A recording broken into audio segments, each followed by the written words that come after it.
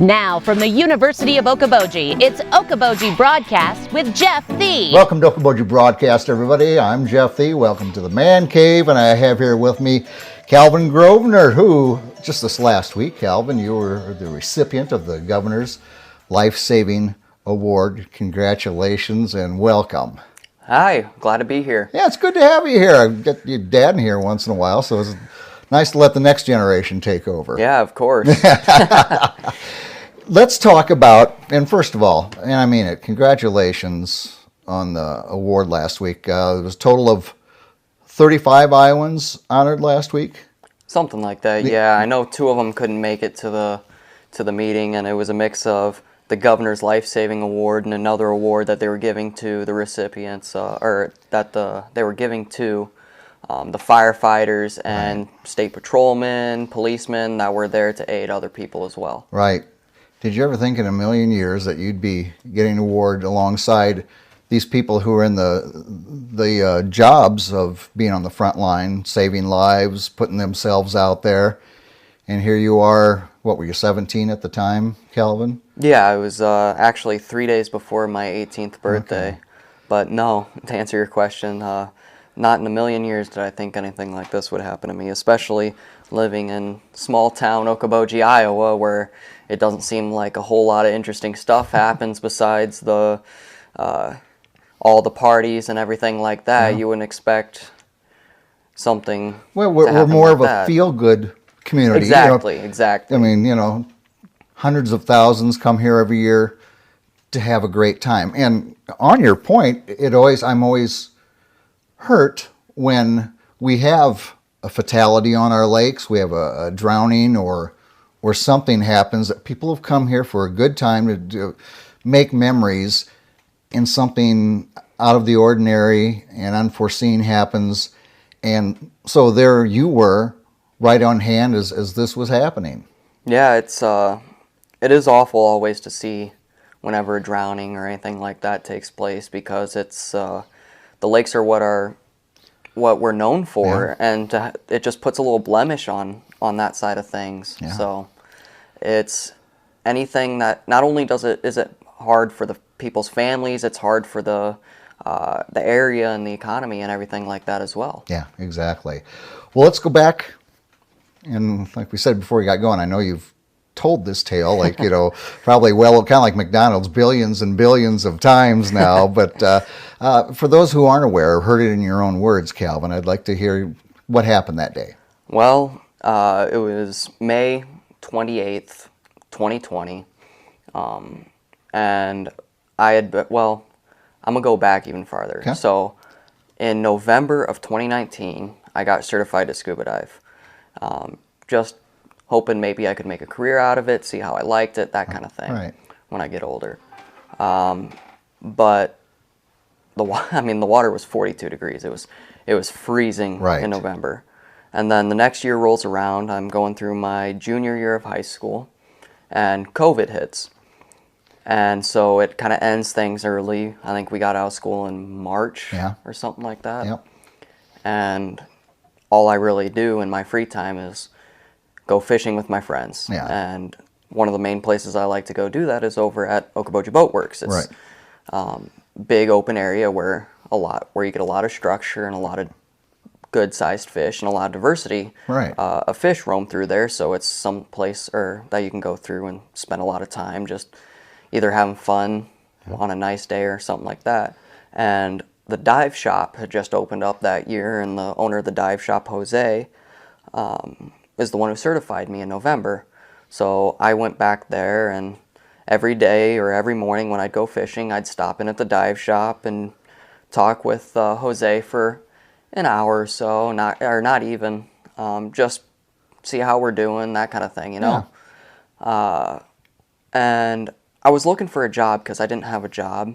I had just been let go, or they didn't need me anymore at the at Parks Marina. So I needed a new job, and he's told me that he had a friend that needed people to work for him. And since I was dive certified, he was paying good money for divers. And so I was like, hey, that's something I can hop on. Sure. And I told him I'll come down the next day and get his number, and I'll contact him first thing in the morning. Okay. So next day I went down fishing at Okoboji Boat Works with 2 of my friends, and I stopped in at the dive shop to get his number, and standing at the front desk is this guy who was out working an hour or so away, and all he does is dive. Okay. And he goes all over the world and dive. It's like me with fishing, but him with diving. Right. So he's no novice. No. At all. Right. No. Okay. He's actually got a tattoo on his back of a dive flag with every major location around the world of where he's been. Very committed to it. Yes. Yes. It's all he does. He's a diehard diver. And he was looking for a dive partner, since the #1 rule in diving is you never dive alone. And before I walk in, and before I even have a chance to say anything, before I even make it to the front desk, Jose is just like, "Oh, he'll be your dive partner," just kind of volunteering me, joking around. Right. I had never been diving with anyone except for Jose, who's an instructor. So it was kind of a learning opportunity for me to be with someone who was more knowledgeable about diving, and someone who had more experience, and maybe I could learn a thing or two from him. Okay. And so we go out later that day and go diving out in front of where the inn used to be. Just because there's a intake pipe, a few pipelines that run underwater, go out to about 60, 65 foot, and you get pretty clear water since it's on West. And sure. Okay. There's a lot of cool things to see on the way down. Okay. And so we went down and tried doing that dive, and about 5 minutes into the dive, I noticed he was starting to slow down, kind of stay back behind me a little bit instead of swimming side by side. And since everything is based off of hand signals, since you can't verbally communicate underwater, of course, the main one that you always want to make sure is okay. Make sure you're okay. Okay. And I noticed when he was slowing down, I turned around and checked, gave him the okay, kind of waited for him to catch up, and then went forward, and he was going back behind a little bit, gave him the okay again. And after 2 or 3 times of doing that, I turned around once and saw that he was kind of just stopped floating, or sinking technically, face first down into the mud. Okay. And I went up to him just to see what was going on, and I could hear, I could see him shaking, and I was like, oh no, I was like, that was at that moment I realized something was severely wrong. Right. And I went over to him, I looked for his weights, and his weights were integrated into his BCD, or his buoyancy control device, and that's something all divers wear. It's like a vest, and it's what your tank sits on, and it's what controls how buoyant you are in the water. So you put more air from your tank into your BCD, the higher you go, the less, the more you sink. But anyways, sometimes all your lead weight, like I dive with 14 pounds of lead, plus the tank, plus all your gear, that's looking at another total 70 to 80 pounds of equipment you've got on. And when I went up to him, I tried looking for his weights, and I couldn't find them. So I dropped my own weights, and I couldn't find the fill for his BCD. So I filled mine, and I just had him hooked under both arms, and one making sure his regulator was in his mouth, making sure I pressed the purge button, which is a little button on your regulator which forces air. It's to help with airflow, and if you get water in your mouth, it pushes the water out of your mouth and back into it kind of forces you to breathe, in a sense? Basically, it forces you to breathe, and it forces air into your lungs. And I made sure to, every 10-15 seconds, I was just sitting there pressing it for 2-3 seconds, stop, and then press it for 2-3 seconds again, and then I'd wait.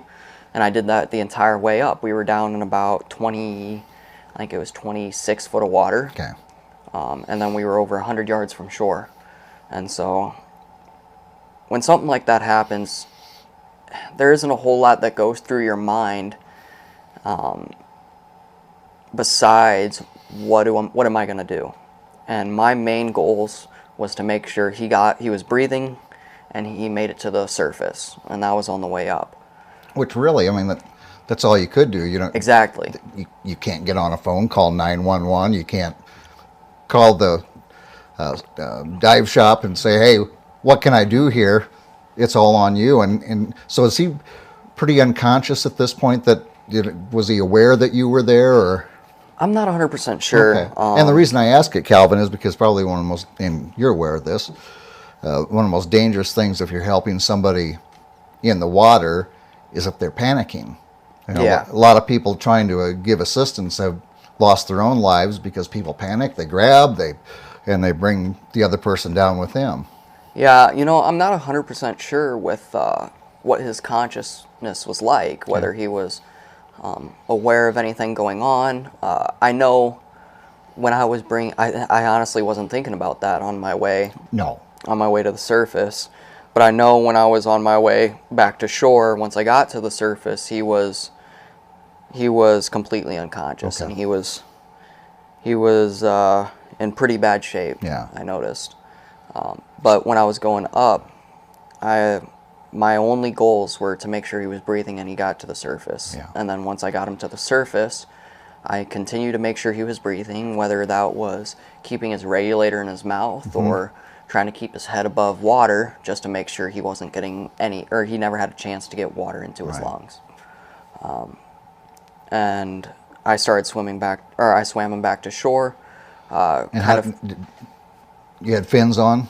Yeah, I had the full gear. You just kind of keep his head afloat and swim yourself? I'm trying to, motion-wise, figure out how you did that. I was going back and forth from holding him with 2 hands under, 2 arms under his, and kind of wrapping him around his chest, grabbing my arm and making sure his regulator stayed in his mouth, and swimming backwards. Because I had no control of my arms. It was only trying to direct with my legs and direct what direction I was going, and kind of trying to figure out a way that I could efficiently get him back to shore without risking while trying to keep myself with my regulator in my mouth, or trying to keep both of our heads above the water at one point and just see where I'm going. What did adrenaline kind of push you through? It had to be exhaustion. I mean, your body had to have been taxed swimming that far with another body up to shore. Yeah. Or maybe you didn't even notice it. Yeah, honestly, I didn't even notice it. Yeah. I mean, there were so many other things going on and so many other things trying to take place in my mind of scenarios that could happen that, I mean, it's pretty hard not to think about the worst when something's going on in that situation, and your number one goal is to make sure that the worst doesn't happen. Right. And yeah, I mean, I know at one point for a good duration of time, I was trying to make sure his head was above the water, so I kind of put him on my back and held him over my shoulder with one arm, and I was trying to determine what direction I was going by keeping my entire body, or my entire head, underwater with my regulator in my mouth, and staring at the bottom of the lake, trying to make sure I'm getting shallower and shallower and shallower. Right, okay. As long as I'm getting shallower, I'm getting closer to shore and closer to safety. But I was kind of, like I said, I was kind of going back and forth from that position and then swimming backwards so I could at least look over my shoulder and see what direction I was actually going. Okay. And we were getting close, and the first dock away from where the inn is we actually kind of veered from the direction we were going over towards that first dock. And there was a lady standing on the dock, and she was all casual, not really understanding what's going on. And it is kind of hard to understand what's going on if you're just thinking it's 2 people diving. And, and when we get close enough, I spit my regulator out of my mouth, trying to keep him and myself above the water, and I just yell, "Help, he's drowning." Yeah. And I instantly reach around and put my regulator back in my mouth, and she calls for the construction crew working on the house next door, and they run over to the dock, and I hold him on the post of the dock until they have an opportunity to come over and grab him and try pulling him up onto the dock. and then I swim to shore and drop all my equipment, take it all off, and then I run up to check to see how he's doing. And then they're checking a pulse and checking to see if he's breathing, and he's not. And then I'm not CPR certified or anything like that, but it was actually something we did in our freshman health class. We went to the hospital and we kind of did a brief CPR course in case something like that ever occurred where you'd ever need it. Or even, it was more of just kind of like a demonstration of this is what it would feel like if you had to do it. Okay. And I didn't remember that, but apparently I remembered it enough to get it done until they call the ambulance, and then they're almost on their way. And at that point, I give it over to the construction workers, and I run up to my truck and get my phone out of my car and call Jose at the dive shop.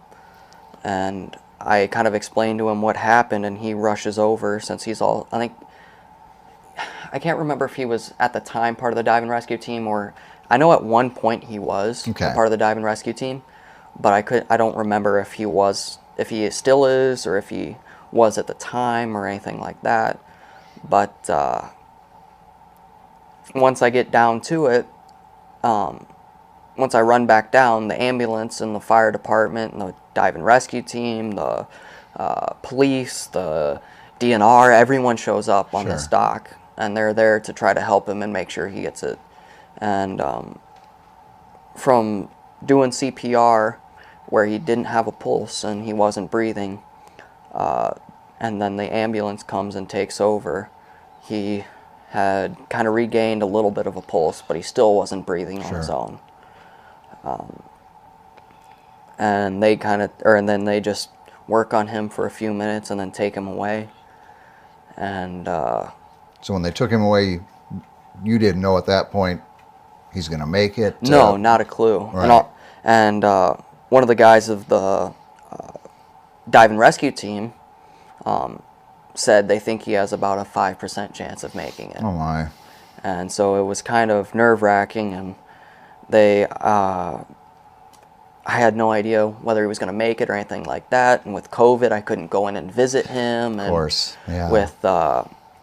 And the doctors weren't allowed to give me any information because I wasn't an immediate relative. Yeah, HIPAA laws, yeah. So it's... So did he come to Lakes Regional, or they take him to Sioux Falls? They brought him to Lakes Regional, where they tried working on him, but they ended up bringing him to Sioux Falls because I drug him out of almost 30 foot of water, and there was a possibility of the bends. So they brought him over to Sioux Falls, where they kept him in a hyperbaric chamber, and they put him into a medically induced coma so he wouldn't be struggling if he woke up and he still had water in his lungs, or if he had water in his lungs. He wouldn't try struggling and then end up drowning because he had too much water in his lungs. Yeah. But they put him in a medically induced coma, and I didn't know any of this until 3 or 4 days later when he called me personally to thank me. Oh my gosh, there's a phone call out of the blue you didn't expect. Yeah, exactly. I mean, I was expecting something from the doctors or from one of the dive and rescue members or something like that, if they heard anything, or even Jose. But I had heard nothing for 3-4 days until he called me personally to thank me. Wow. And that was pretty pretty relieving. Emotional. Exactly. My goodness, yes. I didn't sleep for those first few nights until I got that call, and then I crashed like a sack of potatoes, I guess. Sure. But Calvin, think of all. We talk about instances in our life that we go unnoticed. You taking a class in high school where they just kind of few things about CPR. Yeah. And you think, gosh, I think I'd kind of like to do some from diving. I'm going to get certified. You just happen to go in that morning, and this guy's going to be your diving partner. All the dominoes. Exactly. That lined up for you, and he could have a successful outcome from a very scary and unknown situation. Exactly, and it is crazy. You got to think of every moment of your life as a learning opportunity. Like when I was younger, and we took that health class, I didn't think anything of it. I thought it was just something that we were dragged along to do because it was mandatory. Yeah. But once we got down to it, I really realized that it's something that I actually use to help save someone's life. Yes.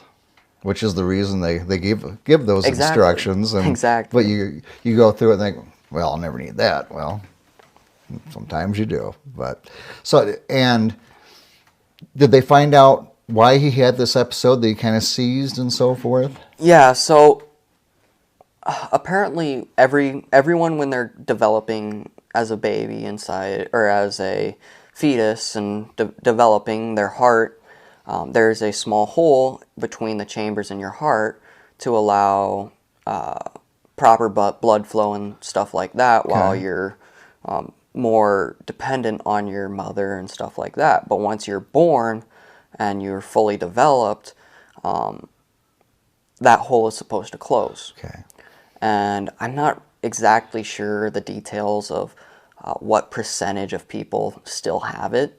And there's a lot of people that still have that hole that they don't know about. Right. And it was pretty hard for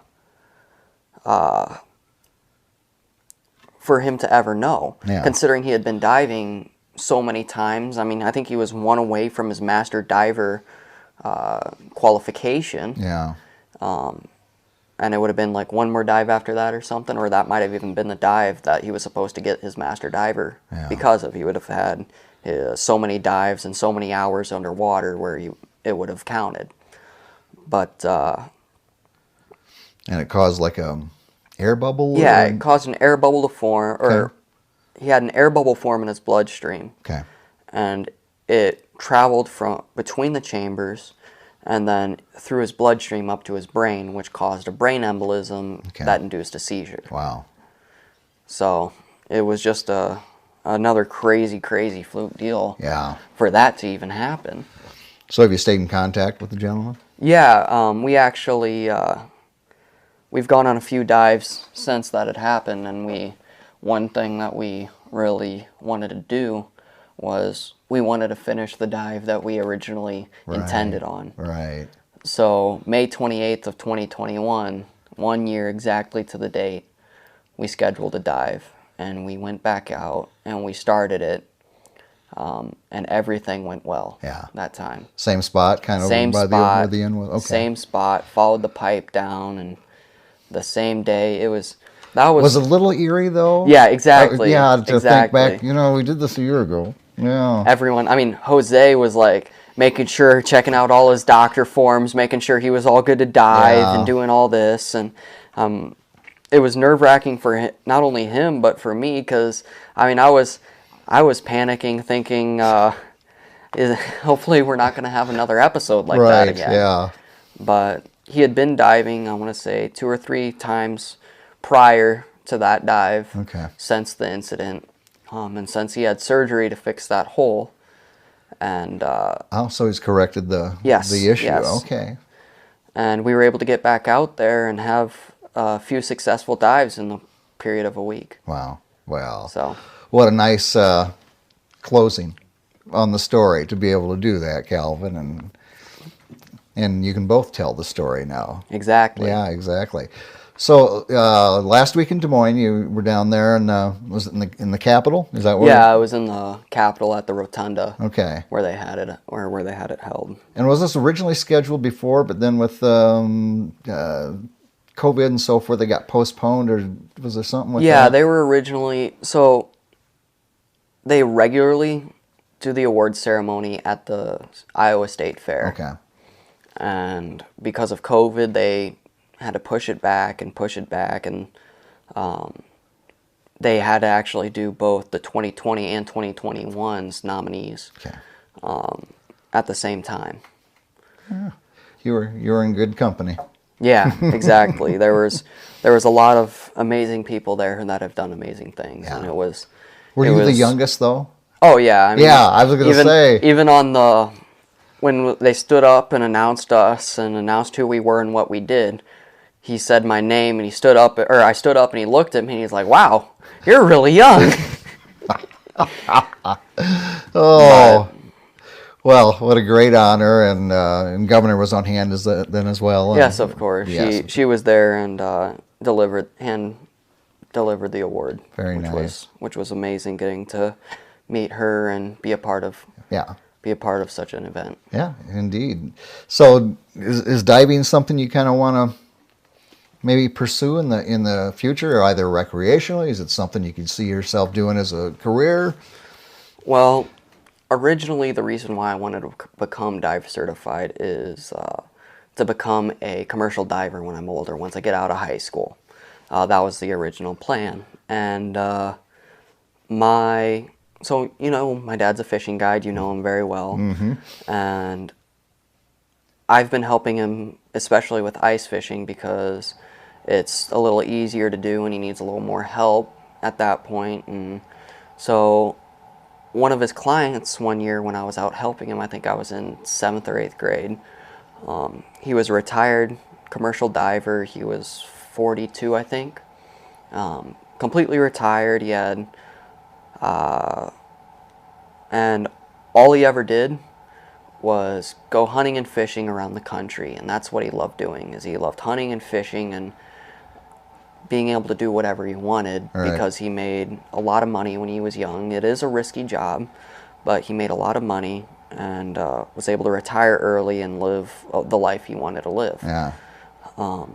That sounded it sounded extremely appealing. Yeah, retired at 42. That don't sound half bad. So and being wealthy, I think I got it made. Yeah. So I kind of wanted to take the steps to do what he did. Yeah. And first thing I ever had to do was become dive certified and actually go diving to see if that was something I wanted to pursue as a career in my life. Yeah. And so I got dive certified, like I said, in March of 2019. And the next year rolls around and I hadn't been diving since then, and it was actually my first my first dive without an instructor. Yeah. And I just am so grateful I had such an amazing instructor of Jose. Yeah. And he was able to, because part of the thing you do is you practice and you train and you work on like rescue situations, yeah, where if someone needs your help, how to hold them and properly and stuff like that, and how to approach them.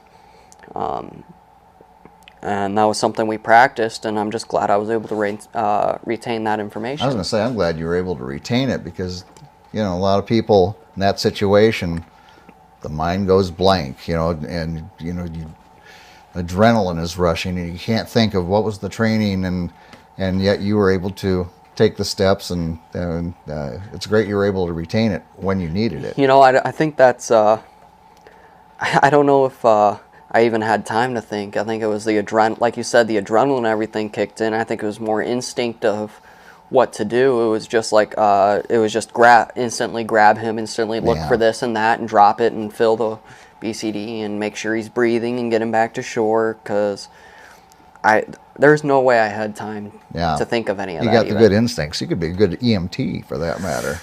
Well, maybe, we'll see. But to get back to your question about something I want to do, or about do I see myself in the future, I hope I do. I hope I continue doing it in the future.